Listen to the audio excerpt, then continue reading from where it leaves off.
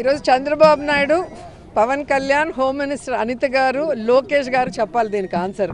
11 సీట్లు కడప ఎమ్మెల్యే అని కిండల్ చేసిన వీళ్ళకి జగనన్న జిల్లాల పర్యటన వస్తే ఎందుకు తడిసిపోతుంది, ఎందుకు ఆంక్షలు పెడుతున్నారు? ఇదే ఆంక్షలు మీకు పెట్టామా? మేము అధికారంలో ఉన్నప్పుడు చంద్రబాబు నాయుడు తిరిగాడు, పవన్ కళ్యాణ్ తిరిగాడు, లోకేష్ కూడా పాదయాత్ర అని చెప్పి ఒక పాదయాత్ర చేశాడు. అది ఎవరు కూడా చూడని పాదయాత్ర. ఎప్పుడైనా ఆంక్షలు పెట్టామా? అంటే జగన్మోహన్ రెడ్డి గారు జనంలోకి వస్తే తెలుగుదేశం పార్టీ ఈవీఎంల ద్వారా గెలిచిపోయిందన్న విషయం పబ్లిసిటీ అవుతుంది కాబట్టి వాళ్ళు ఏదైతే సూపర్ 6 కానీ 143 మేనిఫెస్టోలో చెప్పినవి చేయకుండా జగనన్న ఇస్తున్నవి కూడా ఇస్తామని చెప్పి ఇవ్వకుండా పోవటాన్ని ప్రజలందరూ కూడా జగనన్న వెనక వెళ్తూ ఆయనకు చెప్తున్నారు. కాబట్టి వాళ్ళు చేసిన తప్పులు, వాళ్ళు చేస్తున్న అవినీతి ఏదైతే ఇప్పుడు ఉందో, ఇసుక కానీ, మద్యం కానీ, గంజాయి కానీ, డ్రగ్స్ కానీ, ఇవన్నీ బయటకు వస్తున్నాయన్న భయంతో, బాధతో ఈ ఆంక్షలు తప్ప ఎందుకు ఆంక్షలు నాకు చెప్పాల్సిన అవసరం వాళ్ళు ఉంది. మీరే చెప్పారు కదా, మీరే చూశారుగా 11 సీట్లని ఏ విధంగా ఎగతాళి చేశారు. 11 సీట్లు ఉన్న వాళ్ళ గురించి ఎందుకు భయపడుతున్నారు మరి? అండ్ రెండవది, ఈరోజు సీరియస్గా డిస్కషన్ చేసింది పిఎస్సీలో ఏంటంటే జగన్మోహన్ రెడ్డి గారికి Z+ కేటగిరీ భద్రతను కల్పించాలి. కానీ వీళ్ళు కోర్టుకు కానీ కేంద్ర ప్రభుత్వానికి కల్పిస్తున్నామని అబద్ధం చెప్తూ ఎక్కడా కూడా భద్రత కల్పించడం లేదు. రోప్ పార్టీస్ లేదు, పోలీసుల ప్రొటెక్షన్ లేదు. పోలీసులు ఏం పని చేస్తున్నారు? నియోజకవర్గాల్లో నోటీసులు ఇచ్చి మీరు మీటింగ్కి వెళ్తే మీ మీద రౌడీ షీట్లు తీస్తామంటారు, లేదంటే చెక్ పోస్టుల దగ్గర కార్లు పట్టుకోవటం, బైకులు పట్టుకోవటం, ప్రజల్ని కొట్టి పోలీస్ స్టేషన్లో కూర్చోబెట్టడం, జగన్ గారి మీటింగ్లు పోకూడదని. దీనికి పోలీసుల్ని ఉపయోగిస్తున్నారు. లేదంటే లోకల్ ఎమ్మెల్యేలు ఎవరైతే కూటమి ప్రభుత్వం వాళ్ళు చెప్తున్నారో వాళ్ళకి నచ్చని వాళ్ళు వైఎస్ఆర్సీపీకి స్ట్రాంగ్ ఉన్న క్యాడర్ మీద తప్పుడు కేసులు పెట్టి లోపల పెట్టడానికి యూజ్ చేస్తున్నారు తప్ప ఒక ప్రతిపక్ష నాయకుడు, ఒక ముఖ్యమంత్రిగా పనిచేసిన జగన్ గారు జిల్లా పర్యటనకు వస్తే కనీస భద్రత కూడా లేకపోవడం చాలా బాధాకరం. మీరు చూశారు పొదిలీకి వెళ్ళినప్పుడు కానీ, రాప్తాడుకు వెళ్ళినప్పుడు కానీ. నేనైతే కళ్ళారా చిత్తూరుకి మ్యాంగో రైతుల కోసం వచ్చినప్పుడు చూశాను. ఒక్క పోలీస్ అంటే ఒక్క పోలీస్ ఆ మార్కెట్ యార్డ్లో ఉన్నారా? జనాలు ఎలా మీద పడి జగన్ గారిని వాళ్ళ వైపుకు లాగేసుకుంటున్నారు అభిమానంతో మనం చూసాం. అంటే జగన్ గారిని ఏదో ఒకటి చేయాలన్న తపన అనేది ఈ కూటమి ప్రభుత్వంలో కనిపిస్తుంది. ఎందుకంటే చంద్రబాబు నాయుడు సొంత తండ్రి లాంటి ఎన్టీఆర్ గారికే పార్టీ లాక్కొని చెప్పులేసి ఆయన చావుకు కారణమైన వ్యక్తి కాబట్టి కుట్ర రాజకీయాలు చేయటము, వెన్నుపోటు రాజకీయాలు చేయటం చంద్రబాబు నాయుడుకి వెన్నతో పెట్టిన విద్య. కాబట్టి జగన్మోహన్ రెడ్డి గారి భద్రత గురించి మేమంతా ఆందోళన చెందాం. అందరం కూడా పిఎస్సీలో దాని మీద డిస్కస్ చేశాము. మేము న్యాయ పోరాటం దీని మీద చేయాలనుకుంటున్నాం. కేంద్రకు కూడా ఇన్ఫార్మ్ చేసి ఆయనకి భద్రత పెంచే విధంగా అడుగులు ముందుకు వేయాలి. అలాగే పార్టీ నుంచి ప్రతి జిల్లాలో నుంచి మరి జగన్ గారికి భద్రత కల్పించే విధంగా మేము ముందుకు వెళ్ళాలనుకుంటున్నాం.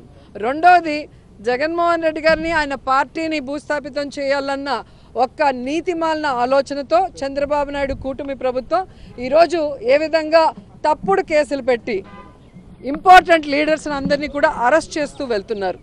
మిథున్ రెడ్డి గారు కానీ, కాకాని గోవర్ధన్ రెడ్డి గారు కానీ, చెవిరెడ్డి గారు కానీ, ఇప్పుడు వాళ్ళు కాదని ఇంకా వాళ్ళ పిల్లల్ని, మొన్న చూస్తే హారిక గారు జడ్పీ చైర్మన్ మీద ఆవిడ భర్త మీద దాడి చేసి కార్లు పగలగొట్టి బూతులు తిట్టి మళ్ళీ ఆవిడ మీదే కేసు పెట్టడం అనేది ఈ ఒక్క ప్రభుత్వంలో, ఈ ఒక్క రాష్ట్రంలోనే జరుగుతుంది.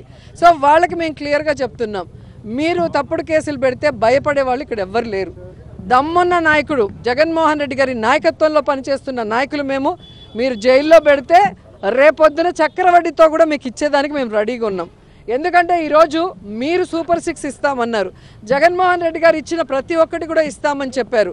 ఇవి కాక మేనిఫెస్టోలో 143 ఐటమ్స్ పెట్టి ఒక్కటి కూడా చేయకుండా ఈరోజు ప్రజల్ని డైవర్ట్ చేసేదానికి ఈరోజు ఈ విధంగా తప్పుడు కేసులు పెడుతున్నారు అనేది ప్రజల్లోకి వెళ్తోంది. Manifesto, recalling manifesto Chandrababu Naidu కార్యక్రమం ద్వారా వెళ్తోంది. ఎందుకంటే ఈరోజు లిక్కర్కి మిథున్ రెడ్డికి ఏం సంబంధం అండి? లిక్కర్కి చెవిరెడ్డి గారికి ఏం సంబంధం అండి? లిక్కర్కి ఇంకొకరికి ఏం సంబంధం అండి? ప్రభుత్వం అమ్మిన మందుకి ఎవరైనా కమిషన్లు ఇస్తారా? ప్రైవేట్ వాళ్ళు అమ్మిన మందుకి కమిషన్లు ఇస్తారా? ఈరోజు బెల్ట్ షాపులు రిమూవ్ చేశారు, ఎక్కడ పర్మిట్ రూములు ఇవ్వలేదు, ఎక్కడా కూడా ఒక్క డిస్టిలరీకి కూడా జగన్మోహన్ రెడ్డి గారు పర్మిషన్ ఇవ్వకపోతే ఎక్కడి నుంచి లిక్కర్ మాఫియా జరిగింది, ఎక్కడి నుంచి లిక్కర్ స్కామ్ జరిగిందో చెప్పాలి. ఈరోజు నేను ఒకటే సూటిగా అడుగుతున్నా, లిక్కర్లు ఏవైతే ఈరోజు ఉన్నాయో ఆ డిస్టిలరీలు అన్నిటికీ ఎవరు పర్మిషన్ ఇచ్చారో ఒకసారి మీరు వెరిఫై చేయండి. జీవోలు అన్ని చంద్రబాబు నాయుడు గతంలో ఇచ్చినవే, ఒకటి కూడా జగన్ గారు ఇచ్చింది కాదు. ఆ డిస్టిలరీలో నుంచి ఈరోజు స్కామ్ జరిగింది అంటే, నాసిరకం మందు ఇచ్చినారంటే వాళ్ళ మీద ఎందుకు కేసులు పెట్టలేదు? ఆ డిస్టిలరీని ఎందుకు మూసేయలేదు? వాళ్ళ మీద ఎందుకు ఎంక్వైరీ చేయలేదని నేను అడుగుతున్నా. సిగ్గు లేకుండా చంద్రబాబు నాయుడు కూటమి ప్రభుత్వం మళ్ళీ అదే డిస్టిలరీలకి ఎందుకు వాళ్ళు ఆర్డర్లు ఇస్తున్నారు?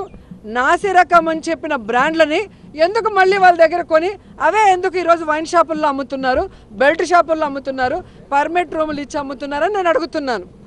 ప్రజల జీవితాలు నాశనం చేసే విధంగా మీరు మళ్ళీ 43,000కు పైగా బెల్ట్ షాపుల్ని ఓపెన్ చేయించారు. మళ్ళీ లిక్కర్ షాపులు, ప్రతి షాపు ముందు కూడా ఈరోజు అమ్మకాలు ఏ విధంగా కూర్చొని తాగి తందనాలు ఆడే విధంగా మీరు వీడియోలు మీ ఛానల్లోనే చూసుకుంటున్నారు. ఎక్కడైనా ప్రైవేటు వాళ్ళకి నచ్చినట్టుగా ఈరోజు లిక్కర్ సిండికేట్ని తయారు చేసి వాళ్ళు రేట్లు పెంచుకొని వీళ్ళకి కమిషన్లు ఇచ్చే విధంగా కూటమి ప్రభుత్వం ప్రవర్తిస్తూ ఈరోజు జగన్మోహన్ రెడ్డి గారి ప్రభుత్వం మీద నింద వేసే విధంగా ఈరోజు మిథున్ రెడ్డి గారిని కానీ ఇంకొకరిని అరెస్ట్ చేయడం అనేది ప్రజలు గమనిస్తున్నారు. సో ఈ విధంగా తప్పుడు కేసులు పెట్టిన చంద్రబాబు నాయుడు కూటమి ప్రభుత్వాన్ని కూకటి వేళ్లతో సహా పెకిలించి బయటపడేసేంత వరకు మేమందరం కూడా పోరాడతామని కూడా ఈ సందర్భంగా తెలియజేసుకుంటున్నాను. అండ్ ఈరోజు తెలుగుదేశం పార్టీకి చెప్తున్నాను, ప్రశాంతి గారికి ఏదో జరిగిపోయిందని అన్ని ఛానల్లో డిస్కషన్ పెట్టి ప్యానెల్ మీటింగ్లు పెట్టి మళ్ళీ ప్రసన్న కుమార్ రెడ్డి ఇంటికి పోయి ఆయన ఇల్లు డ్యామేజ్ చేసింది మీరు అందరూ చూశారు. పోలీస్ స్టేషన్లో వెంటనే కేసులు పెడతారు. కోర్టు కూడా ఏ విధంగా తప్పు పట్టిందో మనం చూసాం.